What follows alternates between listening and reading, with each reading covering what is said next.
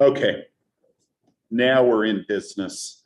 So we left off on Monday with Rocky Mountain spotted fever. There are, technically, there's lots of stuff that I think about with this.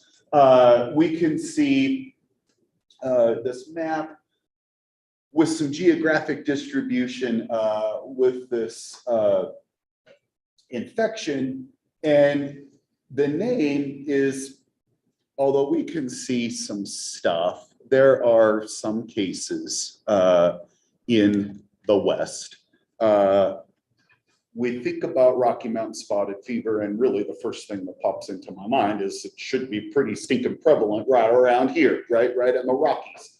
But really that's not the case. And we see a considerable more amount of it as we move to the east, and then this kind of swath moving through here. These states truly seem to have a greater incidence, but it's more kind of East Coast type of an idea. Moving into the Midwest, all right. Deer serve as reservoirs, and ticks in turn are transmitting this. I feel like most likely it's named Rocky Mountain spotted fever because the researchers that were studying this were up in Montana, up in the nose of Montana, in a research lab in Hamilton, Montana, the NIH lab that was kind of first getting established. And part of that was studying tick-borne illnesses. There were numerous things, all right? So one of them, Lyme disease, is part, but one of the others was Rocky Mountain spotted fever, right? And there are truly all sorts of other things that ticks could be transmitting, but these were a couple that were being researched up at Rocky Mountain Labs and Rocky Mountain spotted fever, all right? So that's kind of the detail with that, and it doesn't necessarily mean that's where you would expect to find it. So here we can see the spotted fever. This rash, you get this petechial rash. It's different than typhus, although it may potentially initially get kind of confused as something like that. We'll go through and talk about this. Epidemic and marine typhus, two different vectors to be transmitting it, fleas and lice that can transmit it. Or vice versa. That should be right up in here. So the rash starts off on the hands and wrists and then spreads to the trunk, and opposite if we're looking at typhus, trunk to the extremities, right? And then, we're looking at the rash, but you get fever associated with that as well. So with this one, shifting, it's similar, but shifting from the spotted fever to Lyme disease, still thinking about ticks, still thinking about deer, all right? And with this instance here, and I don't think we've got a map with that, but I'll flip it over here. Connecticut, Lyme, Connecticut is where we recognized some of these first big issues, all right? So that's why it's named Lyme disease, is because of that. Really some, I think, pretty stinking awesome stuff when we think about the life cycle of the tick and the potential for this infection to be maintained in a population of tick, I should say. So the deer and the mouse, both of these can serve as some reservoirs to harbor the pathogen, but the tick is truly what's doing the job of transmitting it. It's the one that's the vector to spread that infection from these guys or from them to us, whatever, all right? So as we look at this, we can, it's a question of where do we truly start. We'll start right here with love in the air. Two adult ticks find one another, potentially on the deer, highly likely that's where they make contact. Love is in the air, they mate. She deposits her eggs and dies shortly thereafter. And as we do this, we move over into this, all right? So in the spring, the eggs hatch into the larval form. Takes about a month. The larvae, with ticks, they need to take, there's multiple, depends on the type of tick, but stages in between the larval or the nymph stage to the adult stage. Each of these needs to have a blood meal in order to progress to the next step, all right? So the larva takes a blood meal. The mouse is what they really want, and these guys are super little, all right? The baby ticks, really pretty hard to see if you were looking for them, all right? You can see them, but they're very little, all right? So the mouse is the preferred host, and the larva needs to get on there, and it needs to feed for a couple of days to get an adequate blood meal and have the nourishment needed so that it can survive the next go around, all right? So with this, it feeds and then it overwinters, all right? It molts to the nymph stage and another feeding is needed. So now here we're moving into the next year, all right? At this point, getting onto the mouse, again, most likely preferred host, but there are other little mammals that could serve as this as well. Gets on there and now feeds for a couple more days. All right, 3 to 4 days of feeding on there. It's already a little bigger and wants a bigger blood meal in order for the molting to the adult stage. All right, so after feeding, that nymph molts to the adult stage, male or female, and now we're on our preferred host, the deer, and they feed once on the deer. Likely similar idea, probably a few days that they are on there in order for a good blood meal. Now the female's got adequate nourishment for the eggs that she's going to deposit, all right? So as we're looking at this, all we're seeing is a cycle of the tick, all right? We're not really looking at Lyme disease, and the question might be, where's it coming from, right? At what point do these ticks pick it up, right? And technically, it matters not, because once the tick has it, it's always got it, and the female tick gives it to her offspring. Call it transovarial transmission. She gives it to her offspring in the eggs. The eggs are infected, the eggs hatch, and the larval stage is infected, and the mouse becomes infected, and the nymph stage is infected, and this mouse is infected, and now the adults and the deer, right? And it all just cycles through. And if there's a tick that's not infected and it feeds on one of these mammals that is infected, well, now we've got another tick that's infected, all right? So it truly depends. If you get a naive and uninfected tick, whatever stage they're in, that happens to be fed upon by one of these guys that was fed on by somebody else at a different point, that's how the life cycle can be maintained and persist, all right? Similarly, and we'll shift over and show a picture of a person in a second, we could be fed upon, and usually when we're fed on by ticks, it's the adult stage, but it doesn't have to be, all right? But usually it's the adult stage of the tick that gets on us and feeds. And in order for Lyme disease to be transmitted from the tick to us, the tick needs to be on us, attached and feeding for about 2 days, all right? That lends to the ability for the bacterium, for the Borrelia organism to be transmitted, and it's shipped over through the saliva of the tick, all right? So going out hiking and then coming back later in the afternoon and maybe recognizing you have a tick on you, if you remove that tick, highly unlikely that it's been on there long enough to actually cause Lyme disease, right? But if it goes undetected for a couple of days, then the stage is set, right? So if you're out in areas where ticks are present, you should check for ticks to make sure you're not harboring any of these. So, you know, we say a characteristic bullseye rash, but it's not something that's always seen, all right? A fraction of the cases actually exhibit this bullseye rash, but you pretty much guarantee if you see a rash like this, you ought to know what's up, all right?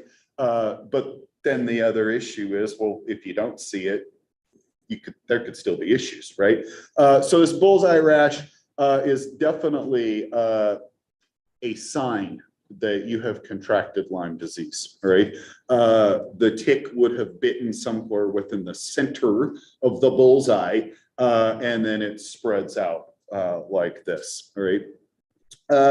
The Borrelia is a spirochete, as we look at these guys right here with some dark field microscopy, and Borrelia burgdorferi.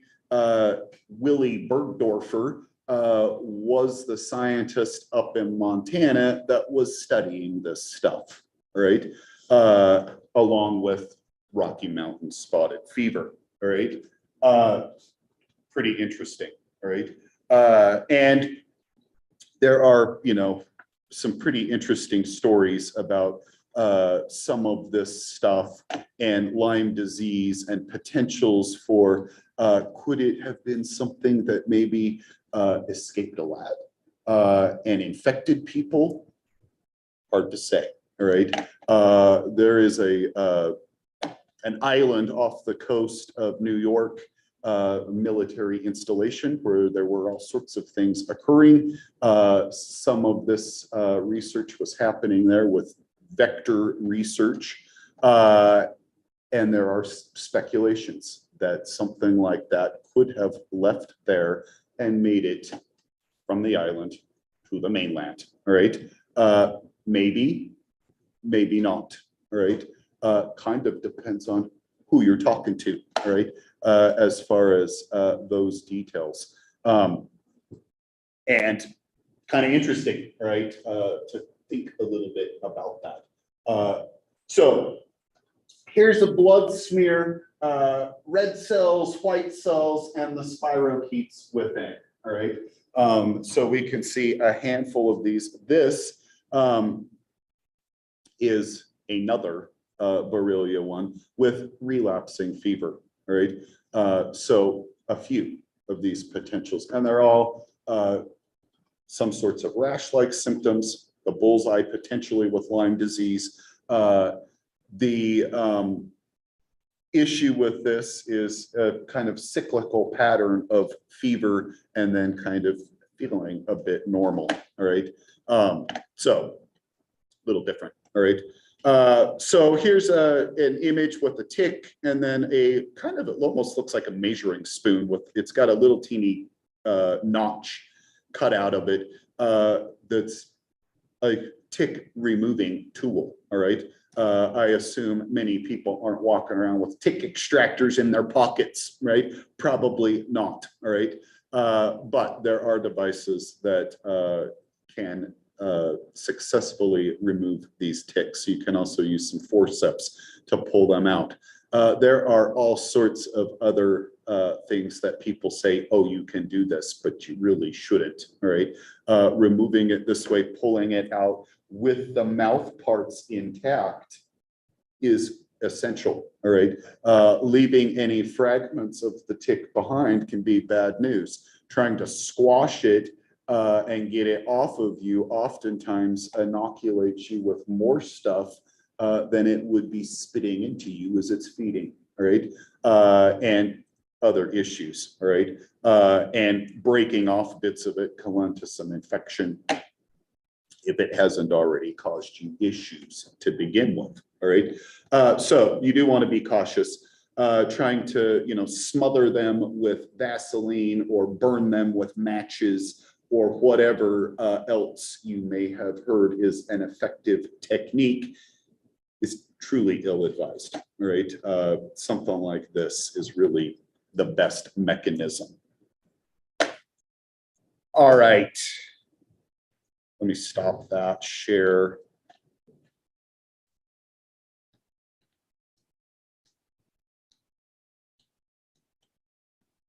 To this. We need to get a better table up there.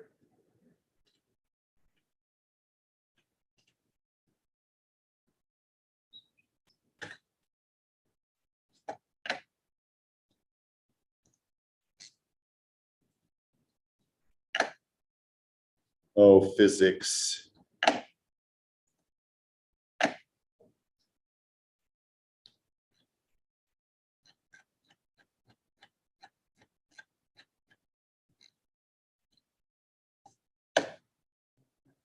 Mm. 0.18. Is that right in this first chunk? Nope. Close.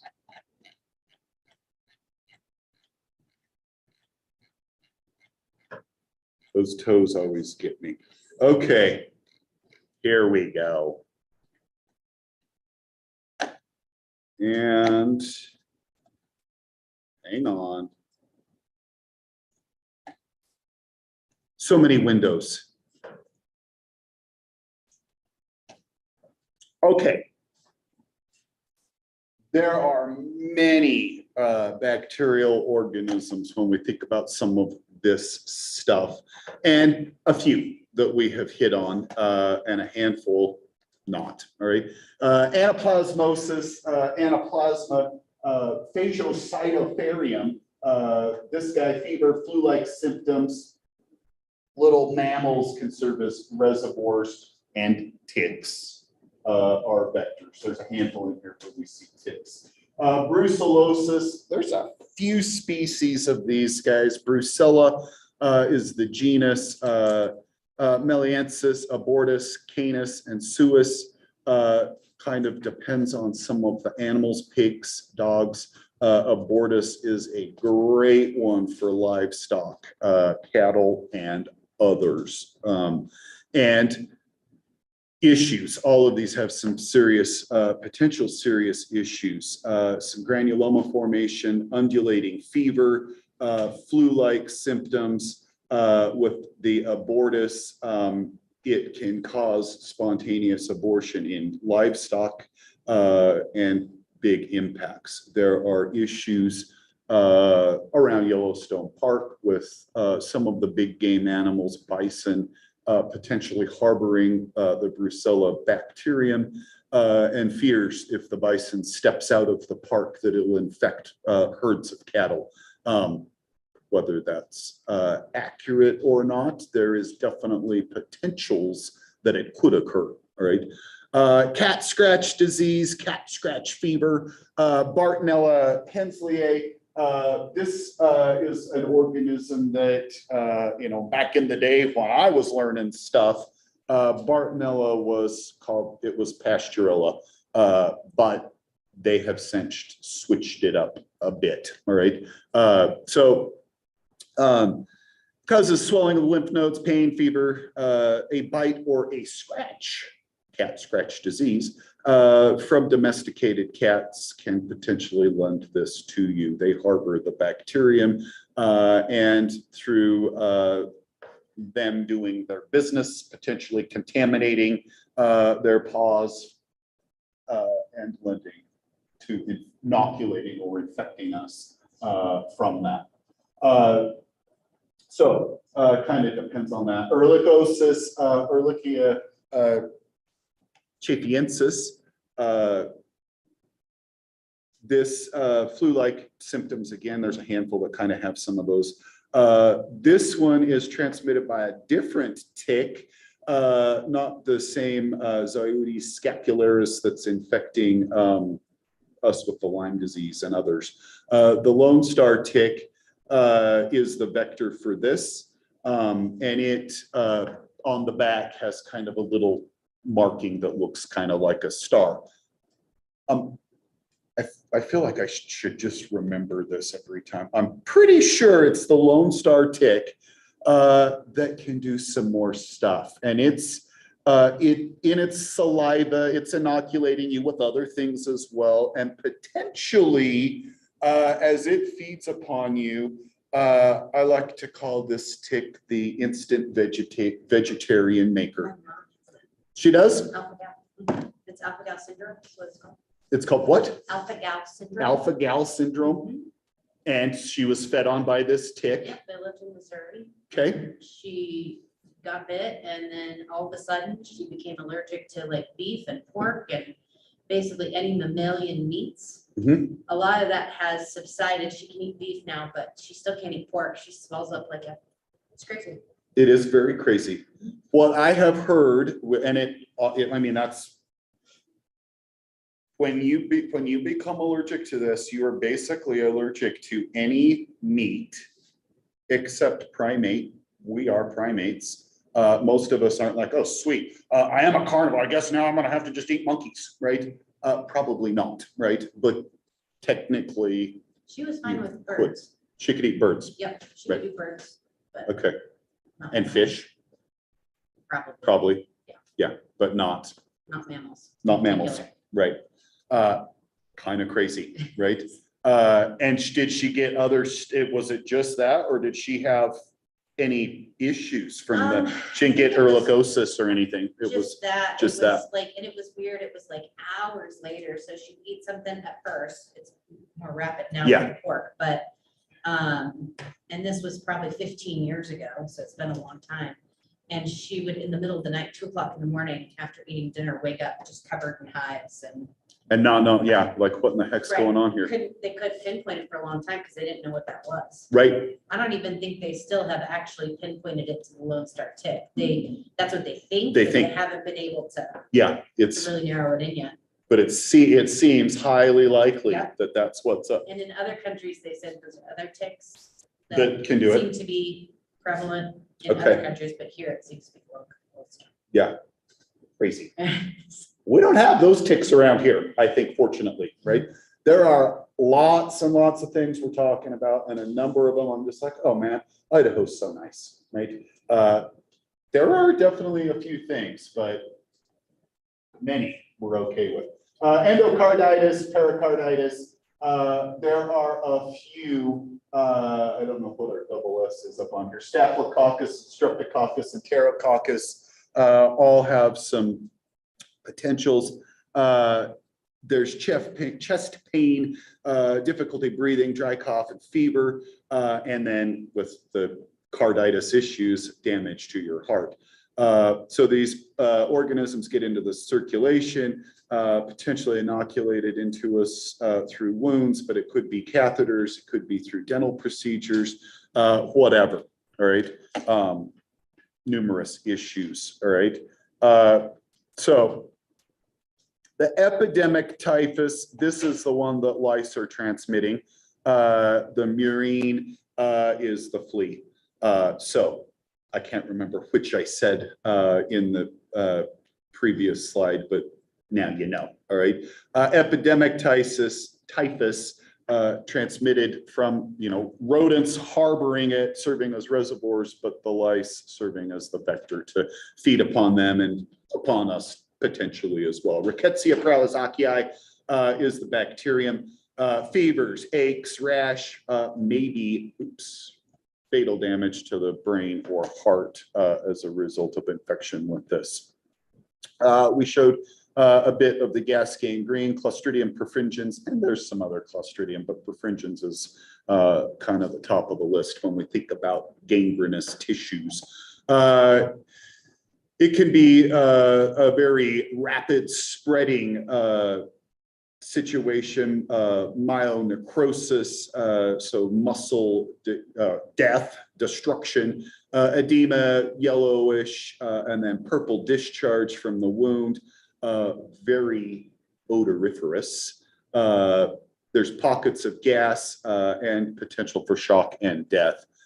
Spores from these guys, these are anaerobic bacteria. The spores get inoculated and it really kind of the kicker. Tissues that have very low amount of oxygen within there. So usually some other sort of damage has occurred that lends to this pathogen really being able to kind of kick into gear. All right. So injury or other disease, maybe diabetes, that can lend to these issues. Infectious arthritis, Staph aureus, and Neisseria gonorrhoeae can cause this swelling of the joints and pain,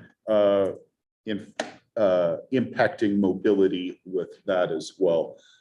So we can see this spreading into the circulatory system from wounds or from surgery that may potentially lend to that getting in. I saw the Lyme disease, Borrelia, and there's multiple things within here, potentials for the rash to show up, all sorts of other things. It can disseminate, and we can see numerous issues that can result with that. Facial paralysis, arthritis, carditis, there can be some meningitis, and it also could potentially be fatal. Kind of depends on the circumstances. There are opportunities for these to kind of, you may think you've got it under control, but you really don't. And if you don't have proper antimicrobial therapy very early on, that may lend to kind of the chronic situations with this. And there's speculation with that as well. Is that really true? Is it not? Should you be taking antibiotics for a super long time trying to deal with this stuff? All sorts of issues result with this, all right? It's definitely, the jury is still out with some of that stuff as far as how these things potentially are persisting like this. So there are handfuls of serological techniques, and we've seen a few of those as well. I've kind of glossed over that, but sometimes with something like Lyme disease, it's really the serology that helps with the identification, especially if the bullseye rash was never present to begin with, right? You may not know. The murine or endemic typhus, again, as I said a second ago, this one's transmitted by the rat flea as the vector. So this is Rickettsia typhi instead of the Prowazakii, different, right? Species, low-grade fever, rash, headache, and cough, a little bit different than above. The top one, the louse-borne or epidemic typhus, is considerably more of an issue, right, with symptoms that can present. Osteomyelitis, with this, there's a few staph and strep main ones with that. Inflammation of bone tissue, fever, pain, edema, ulcers, and loss of bone can be issues with that. So another traumatic inoculation, prosthetic joint replacements, or other opportunities through infection getting into the circulation. Again, septicemia, once the bacteria has the opportunity to make its way in, there are potentials for them to target all sorts. Shifting down, such a long list. Good stuff. Plague, Yersinia pestis, there are numerous things within there, and we talked a bit about that. The bubonic, with the lymph nodes being impacted, there's potentials for the septicemic and pulmonary forms of plague as well. Kind of just depends on these circumstances, all right? All forms truly have high mortality rates, but thinking about, issues, the bubonic is more treatable than the others, right? They're all bad news, right? Puerperal sepsis, streptococcus pyogenes, and other that fit within here, rapid onset of fever, shock, and death. This is one that was, we talked about, like the hand washing with Semmelweis.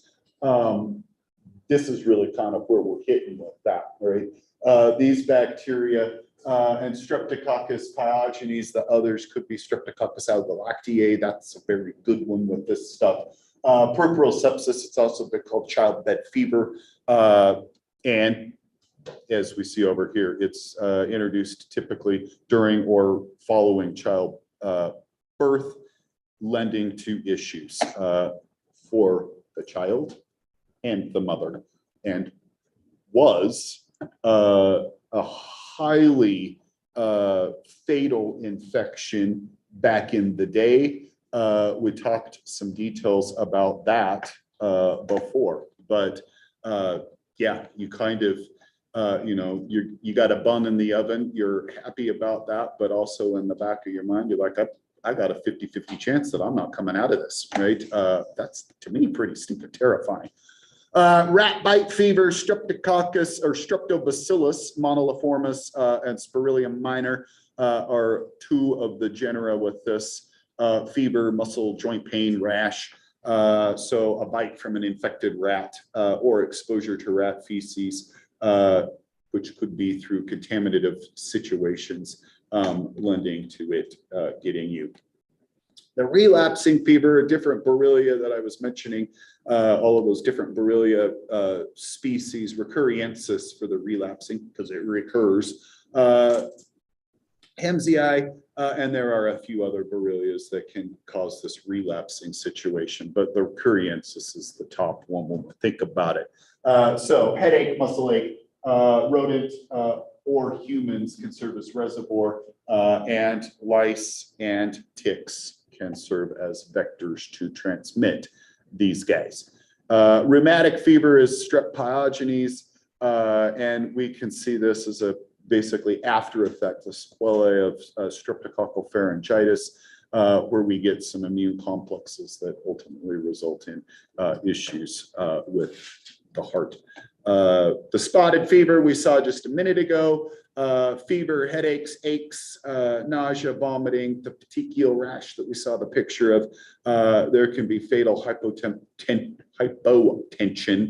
so you're super low blood pressure, ischemia due to blood coagulation, and our tick vectors. Toxic shock is this organism is Staphylococcus aureus. There are lots of things when we think about staph, and growing on your skin, typically all fine and good, all right? But making its way into your circulation or having some access to blood allows these bacteria to really kind of explode and thrive. They like that stuff. We haven't really looked at in the lab details with blood agar plates and growing bacteria on different things, but Staph aureus is one that we would describe as beta hemolytic. It's able to lyse and destroy those red blood cells, right? So sudden high fever, vomiting, diarrhea, hypotension, and death.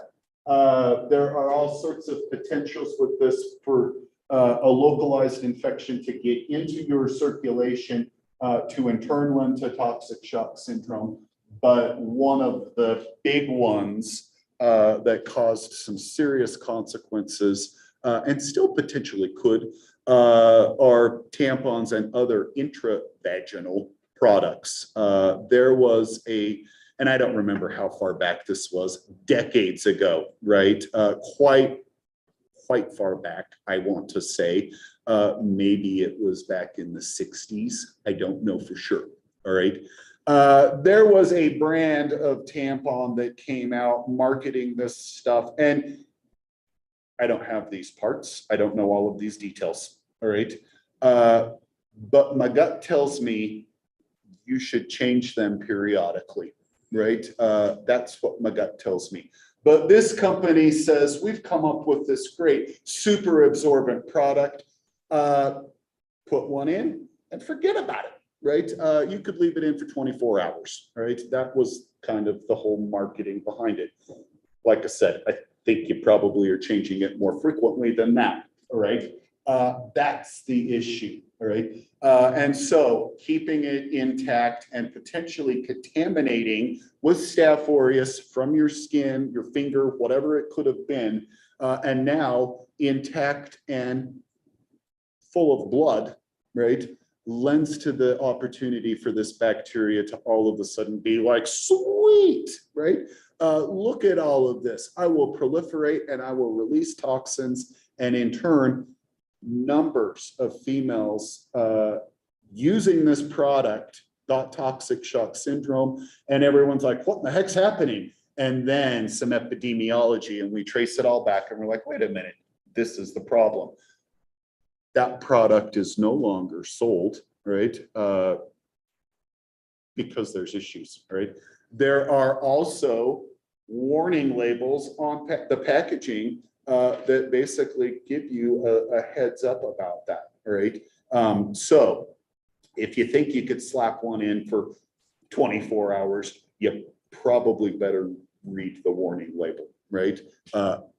Not something that you want, right? Toxic shock like, not the one from above. This one's Strep pyogenes instead of the Staphylococcus, but there's some similar issues: high fever, vomiting, diarrhea. It could cause acute respiratory distress, some serious issues, right? It also can lend to necrotizing fasciitis and death. Worse than above, right? So this also issues either sequelae of that or soft tissue infection, one way or the other. Trench fever, trench mouth, Bartonella quintata, high fever, conjunctivitis, ocular pain, headaches, pain in the bones, shins, neck, and back. Lice serving as the vector to transmit from one human to the next. And then I think we started this whole thing looking at rabbit fever, toluramia from Francisella tularensis.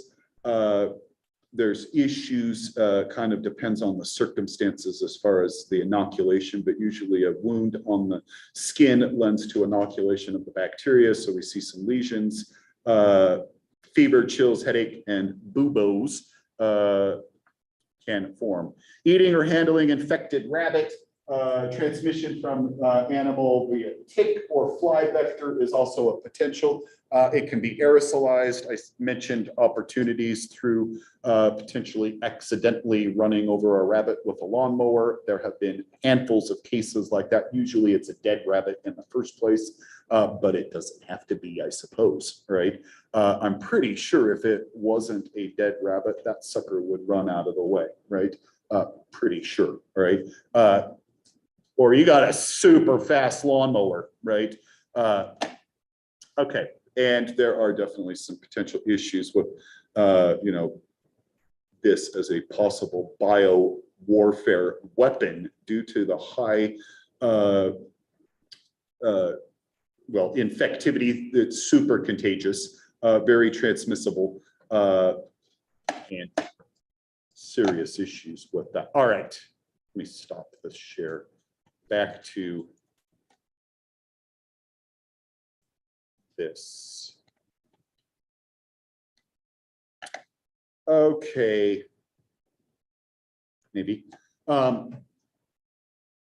Okay, this image, we've got a few things over here that we're looking at.